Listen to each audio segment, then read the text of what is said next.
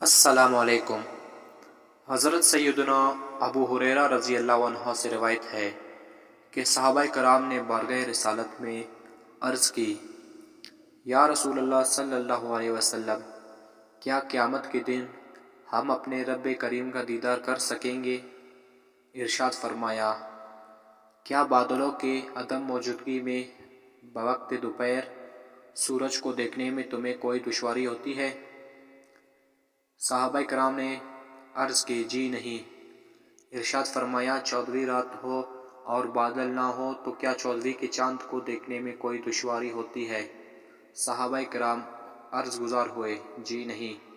تو حضور صلی اللہ علیہ وسلم نے فرمایا، اس ذات کی قسم جس کے قبضہ قدرت میں میری جان ہے، تمہیں اپنے رب کے دیدار میں کوئی وقت اور دشواری نہیں ہوگی۔